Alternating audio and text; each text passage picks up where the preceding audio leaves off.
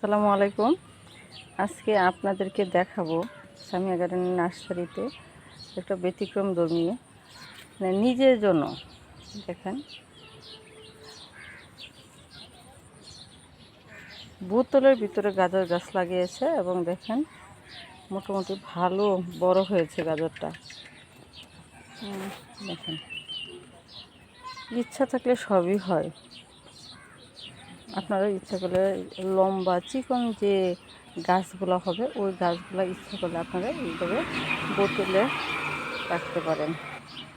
এই দেখেন, এখানে আরেকটা বোতল লাগেছে। দেখেন, এইখানেও কয়েকটা গাজর হচ্ছে।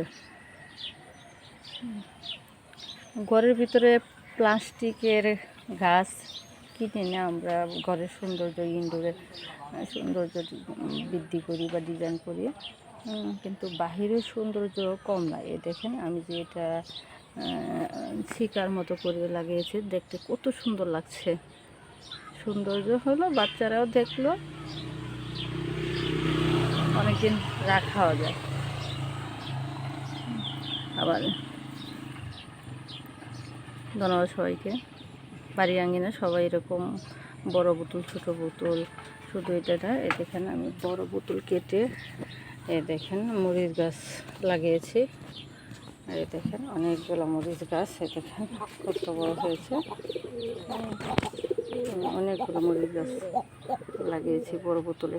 এভাবে আপনারা ব্যালকনিতে, ছাদে লাগাতে পারেন।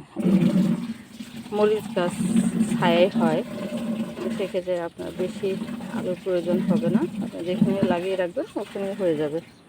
মাঝে মাঝে শুকনো গোবর, শুকনো চায়ের পাতা এইগুলো যদি খাদ্য হিসাবে দেন, বা পেঁয়াজ, রসুন এগুলোর খোসা একটা বাটিতে 2-3 দিন রেখে ওটার পানিটা যদি এগুলোতে দেন, তাহলে দেখবেন যে ভালো পুষ্টি পাবে। ভালো। দেখেন, আমার মরিচ গাছে ভালোই ফলন ধরেছে। প্রতি ডুগায় ডুগায় মরিচ আছে। আপনারা ইচ্ছা করলে এভাবে বাড়ি আঙ্গিনা লাগাতে পারেন, টবে লাগাতে পারেন, বোতলে লাগাতে পারেন।